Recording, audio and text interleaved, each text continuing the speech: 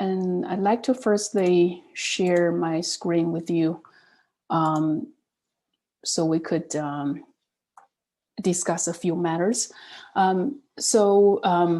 Now I'd like to request that you close other windows in your browser that is not related to the class, and put away your cell phone and other things that might distract you from our class discussion. I'll give you a few seconds to keep yourself focused and get rid of other distractions. Okay, so that's what I meant by practice mindfulness and reduce these distractions. I'll try to use a minute or so at the beginning of each online class from now on to give you those instructions so that you could better focus on the discussion and get most out of it. And firstly, a few words about your journal entry. You've done generally well with your journal entry and reflections on your learning styles, particularly in the online format. I'd like to just quote a few paragraphs or sentences from several of your journal entries. Interestingly, they all point to one suggestion, which is about the use of cameras. So one student says some of students in Zoom mute and their microphone and turn off the video. That makes me have no idea whether they are listening or not. Another student, I also find that turning on my camera helps to force me to focus since there is someone watching me. And another student, during the breakout rooms, I always turn on my camera, participate and listen to others' opinions, which I think most of other students do not turn on their cameras. And I feel I was talking to myself. And sometimes there might be confusions because multiple people are talking at the same time. And another student said, I think I could turn on my camera since the class starts and drop class notes to stay in my focus in class. So this is related to what I said earlier to put away all the other distractions and close other windows like your email or your social media accounts to focus on the class. And also I would like to encourage you to turn on your video at least in the breakout rooms in your group discussion, because that's the moment when you will be in a smaller, more intimate setting. And also your direct interaction with others. As the student commented, having the camera on or being able to see each other definitely gave each other a much stronger sense of presence and engagement. And I think many of you may enjoy that type of interaction with other students. So just want to mention that, and I just like to encourage you to turn on your cameras that definitely will help you to even more stay focused on the class. And definitely I'd like to discuss the peer review comments on the first draft. And you should have received an email from the Google Drive, and you are assigned into groups of 3. So 3 students in a group, and each student will comment on the other 2 students' draft. If you have that link that I sent you earlier, you could also open or turn on open that link. Sorry, hold on a sec. There seem to be some chats coming. Okay, yes, Kai, I just received your note, so I will help you to upload it. You can actually also upload it yourself because you have the access to it. You have the editor authority, so you could also upload your draft yourself. So each student will comment on other 2 students' first drafts. Please directly type out your comments in the Google Docs that I created, and you should be able to find 2 documents with your name. For example, now I see Yuewen. I just give an example. Yuewen's comment on, for example, Karen, and Yuewen's comment, for example, on Zilai. I know you are not, the 3 of you are not in the group, but just to use that example. And then when you should go to those 2 documents and type out your comment, and same for other students. So that's how this assignment will be done. And you do not need to submit anything. You just complete your Google Docs and leave them in the shared Google Drive folder, because I have access to all the folders. I can directly access them, download them, and grade them after the deadline. So no need to submit it on eClass. And instructions are in the shared Google Drive folder. There is a document called Instructions for the Peer Review Comments. Please make sure to read that document first before you do your assignments. And the grading rubric for your comments is posted on eClass. As a reminder, I also post an assignment icon on eClass to remind you of this peer review comments and with the due date. And the grading rubric is attached in that assignment. Please review the grading rubric before you do the assignment, because your assignment will be graded based on that grading rubric. Any question about the peer review comments? Any questions? Okay, if no question for now, or if you think of anything, you can also drop a note in the chat. I'll respond to that later. For the one-on-one meeting with me, so after you receive the peer reevaluation comments, so each student should receive 2 students' comments. And also each student will also provide comments to 2 different students' first drafts. After that, you'll also receive feedback from me. And you received the email last week regarding the sign-up sheet. I noticed that only 4 or 5 students have signed up until the time that I checked yesterday. Please do sign up on the Google Docs sign-up sheet. I will share just hold on a sec. I'll share this link with you in the chat, just for your convenience. If you would like to open that now. So this is the Google Doc that you should have received, the link you should have received in the email, the previous email too. And I offered several time slots. That's just a one-on-one meeting. And please arrive 5 minutes earlier before your scheduled meeting time to get ready for the meeting. You'll receive my verbal feedback, and you need to incorporate the comments from me and your peers in your final draft. And you also would take meeting notes during our meeting or immediately after. So please write down the comments, because what I do not want to see is we'll have the face-to-face meeting, and then the next day after the meeting, you'll forget about what I told you, and that would not be helpful. So please write down the comments and or revision suggestions about your first draft that you receive from me during our meeting. You also are encouraged to write down any further thoughts you may have related to my comments during the meeting. And after that, please type up your meeting notes and send me that meeting notes. And the meeting notes template is also on eClass under that meeting note assignment. So this assignment is not graded because these notes are primarily for your own reference and will benefit your final draft revision to the final draft.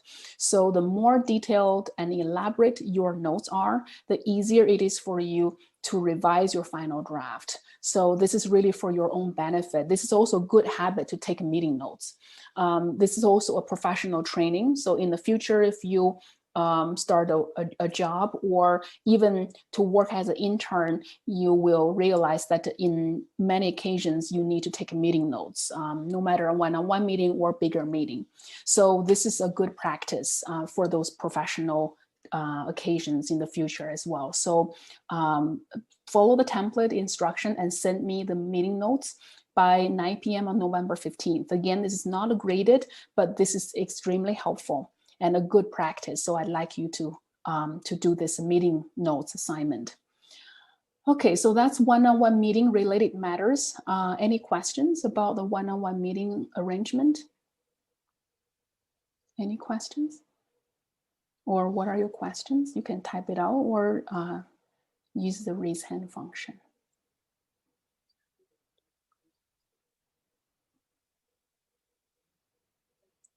Okay, if no questions, we'll move on to some general advice. If a few students missed the first draft deadline, and when it gets to deep into the semester and we're just 3-4 weeks to the end of the term, or 3 weeks, more or less 3 weeks to the end of the term, I can see that different assignments from different courses might have piled up on you. I noticed that from the late submissions in a few assignments recently. I just want to mention this, that consistently delivering high quality work on time is a sign of being professional and responsible. So indeed, this is something you need to work on. You need to make an effort. This is no easy, light work, considering how many courses you might be taking. But this is exactly the practice, the training. This is the university level training of you, for you to be able to handle and know what it meant to deliver the consistent high quality work and being professional at the high professional level, because that's the expectation after your graduation. Wherever you work, this is the expectation from your superior, your boss in your job. So the earlier you train, or you have develop this ability and skill and habit, the easier and more promising your career would be. You'll have more opportunities if you display this professionalism and being responsible in your future work. So I'd like to just remind you, every single course and assignment is an opportunity for you to develop that, to practice that, and to have that in mind. This is what is meant to be professional as a student, and this is also what is meant to be professional in your future work. When you work indeed as a professional, is to be able to deliver that consistently at a high level. So that's something that I would just like to share with you, my advice. And you may just have a 10% grade deduction for individual assignment if you missed a certain deadline. But in the real world, if in your future jobs, if you fail to deliver a task or result on time, you may not have the work, or you may not have the job anymore, because your superior may replace you with another qualified person. So it would be of higher stake than right now. You only miss a 10% of your grade, which may not affect your final grade significantly. But I do want to mention, developing that good habit and skill will help you in the long run. Okay, and the final draft is due December 7th, so which is the last class of the term. Based on what I observed so far, I'd like to advise you to start working on your final draft early. As soon as you receive the peer feedback and my feedback, which will be 2 weeks before the deadline, and I would advise you to immediately start working on revising your final draft. So again, by starting earlier and having a good plan and good with time management and being organized, will ensure you will be able to deliver a high quality final draft on time. So again, that's my advice, and I do hope that you'll be able to be mindful of that. Okay, those are some administrative and class organizational matters. And now let's move on to today's topic, which is serial verb construction. Just want to reiterate the learning outcomes. By the end of the unit, you'll be able to define and exemplify what a serial verb construction is, explain and the more frequent use of serial verb construction in Mandarin than in English, describe 3 of the 4 types of serial verb constructions with examples, and evaluate whether a sentence is in the serial verb construction or not. And in the recorded lecture, we've discussed the 4 topics, and the focus will be on the last one. You should be able to evaluate or distinguish different types of serial verb construction, and particularly the previous 3 types. And I'd like to briefly discuss a few worksheet questions. So these worksheet questions, I noticed a few students have made errors, so I want to just discuss it together with you. The first common error is this sentence. Is this sentence in the serial verb construction? This is the last learning outcome. Be able to evaluate whether a sentence is in the serial verb construction. Just to remind you to pay attention to the learning outcomes, because these align with the in-class exercises and quiz and all the assignments that I design. So the worksheet question aligns with the last outcome is to be able to distinguish or evaluate whether a sentence is in the serial verb construction or not. The first sentence, 我找一个帮忙的人. A few of you think that this is a serial verb construction. I just want to discuss with you, the correct answer is no, this is not a serial verb construction. The key point here is this phrase, 找, we all know it's a verb, 一个帮忙的人. What is the structure we just discussed last week with 的一个帮忙的人? This is what we call nominalization. Nominalization, and especially this nominalization structure ending with 的 functions, or the missing element is the subject. So this is a nominalization. So nominalization meaning changing a verb or verb phrase into a noun. So we know this is a noun.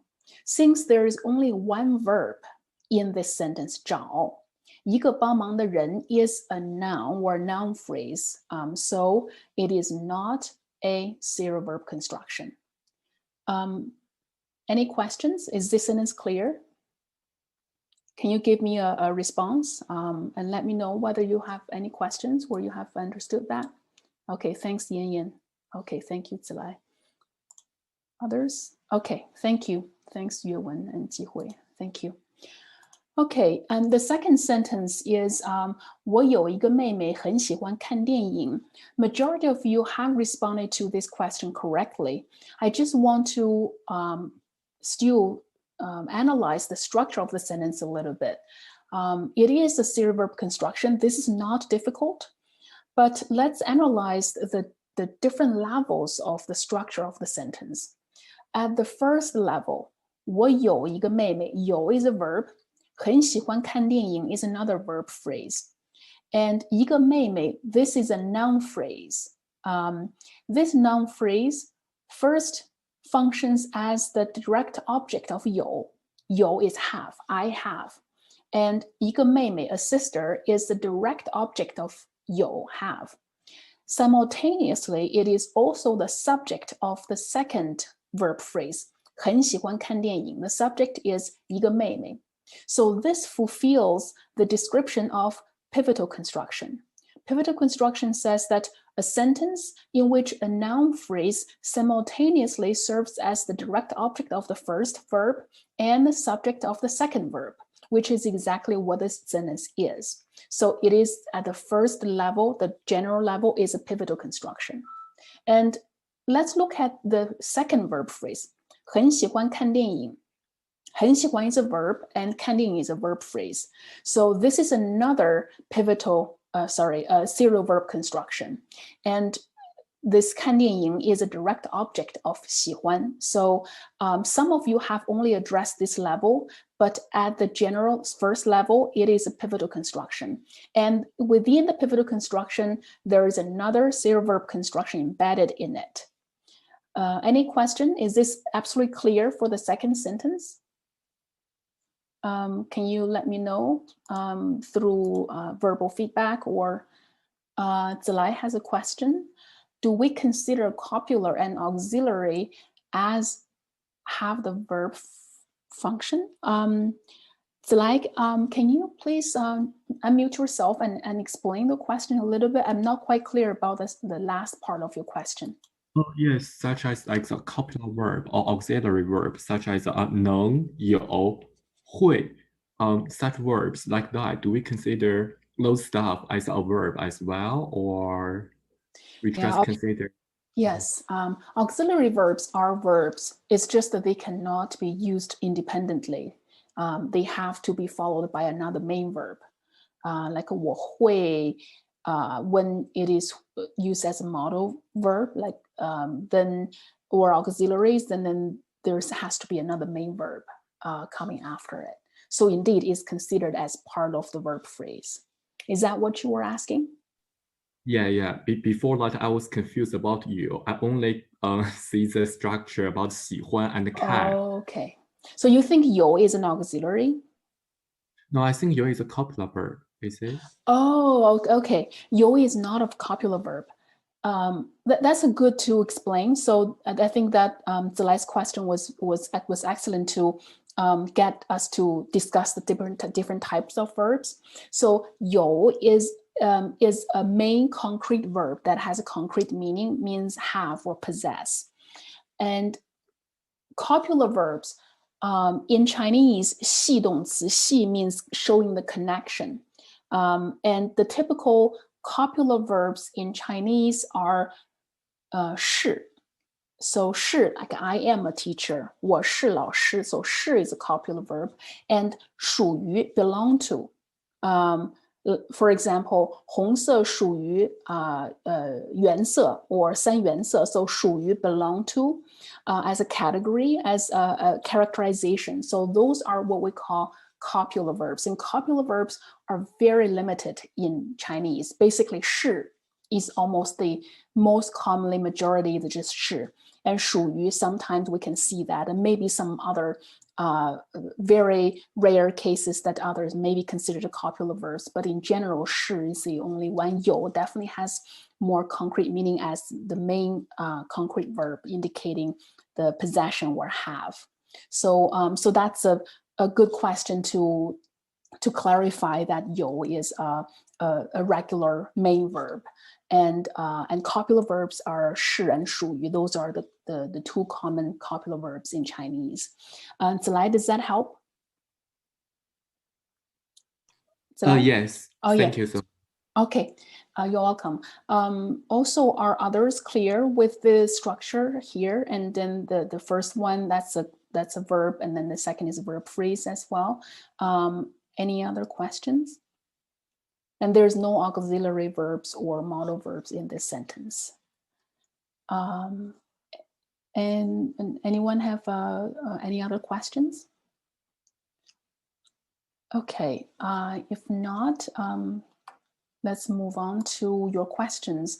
Many of you have asked excellent questions this week, and there are two questions are about the same point. So one student asked, in the example of the verb phrase serving as a direct object, I provided you with two sentences. 他怕你不能来，王鹏认为你说错了. And this student asked, are these sentences also pivotal constructions? Another student asked, do causative sentences also belong to pivotal constructions? So these two questions we can see are all about the difference between a clause as a direct object and pivotal construction. So they are all about what's the difference between these type of sentences like 王鹏认为你说错了 and the causative sentences, which are two subtypes of clause serving as a direct object of another verb. So what is the difference between this type of serial verb construction and pivotal construction? So these two questions basically are about the same question. And just to remind you, what is a causative sentence?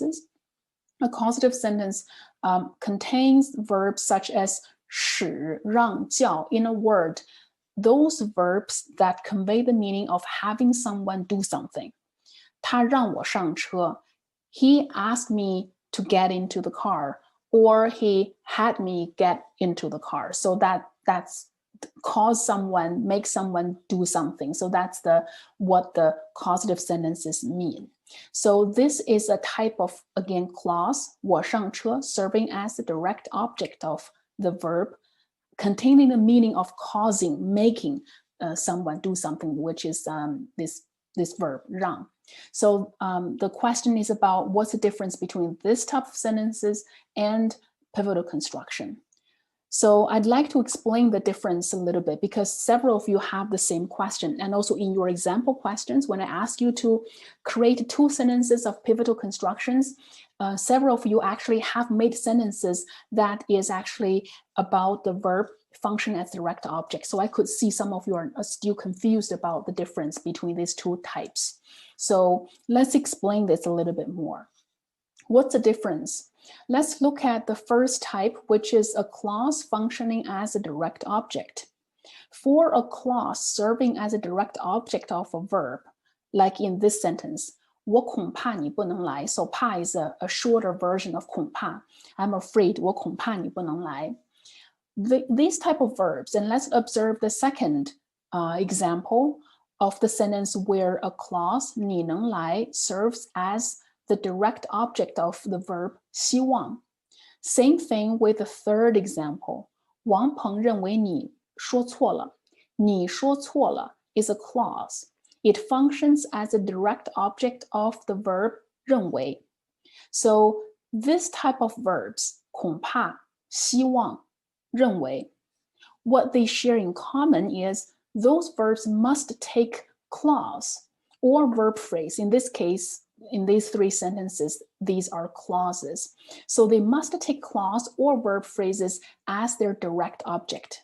And they cannot, so if you follow the cursor here, they cannot take noun phrase as their direct object. Let's look at what would happen if they take direct noun or noun phrase as a direct object. 他恐怕你. This is not acceptable. 你 is a noun phrase or particularly a pronoun, which is a type of noun phrase. So 他恐怕你, that's not acceptable because the verb 恐怕 cannot take a noun phrase as direct object. And 恐怕 can only take verb phrase or clause as direct object. Similarly, 希望, 我希望你, that does not make sense either. This is unacceptable. Reason is the same. 希望, this verb cannot take a noun phrase as direct object. It requires a verb phrase or a clause to explain what do you hope. 王鹏认为你, that is not acceptable either because 认为 is the same type of verb that cannot take a noun phrase 你 as direct object. That's the reason why these 3 sentences are not pivotal constructions. Because let's examine the pivotal constructions definition again. A pivotal construction contains a noun phrase that is the direct object of the first verb. So this is the first requirement of a pivotal construction. The direct object of the first noun phrase, of the first verb must be a noun phrase. So in these cases, they cannot be noun phrases. The direct object of these verbs cannot be noun phrases. Therefore, they do not meet the requirement of a pivotal construction. Am I understood? This is something important that's related to our immediate in-class activities. So I hope that I will be understood. And anyone have any questions? I'll repeat explain this a little bit again. So the reason why the first 3 sentences are contain 0 verb constructions of clauses functioning as direct object. These are not pivotal constructions because 你 in the first 3 sentences are not the direct object of the first verb. 你 is not the direct object of 恐怕 because 他恐怕你 does not make sense. 恐怕 does not take 你 or other noun phrases as the direct object. Therefore, the first 3 sentences are the 0 verb constructions that contain a direct clause as direct object. And they are not pivotal constructions. In contrast, the last sentence, 老师批评我经常迟到. 我 here, that's a noun phrase. And 老师批评我, 批评 can take noun phrase as direct object. For example, 老师批评我, 老师批评他, 老师批评小明. So 小明, 我 and 他 are all noun phrases, and 批评 can indeed take those type of noun phrases as direct object. So in this case, 我 is indeed the direct object of the first verb. And it is also clearly the subject of the second verb phrase, 经常迟到. Therefore, it fulfills the definition of a pivotal construction, a noun phrase that is the direct object of the first verb and simultaneously the subject of the second verb. Therefore, 老师批评我经常迟到. This is a pivotal construction. Okay, am I understood? Any question? Can you give me a feedback, verbal feedback, or a thumb up?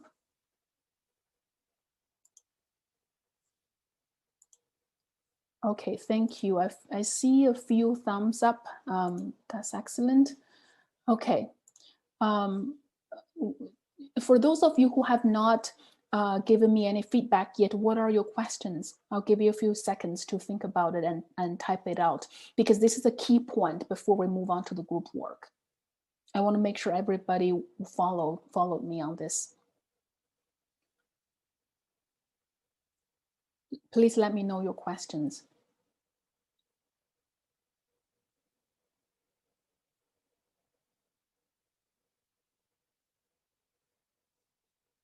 Okay, no questions so far. Now let's then move on to the group work. I will stop share and I will share the group work link with you. It's also posted on eClass. Let's see.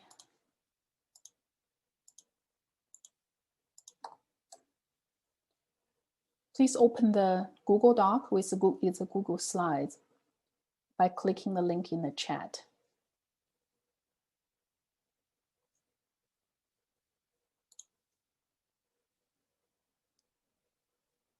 Okay. I see you have opened that page already. Let me share my screen with you to go through the group work instructions. Okay, so how do the present? Okay. Can you see my slides? Can you give me a thumb up if you can see it clearly? Okay, thank you. So the today's group work, there are two tasks. The first task is to evaluate whether the following sentences are in the serial verb construction, again, which is the last learning outcome of this week.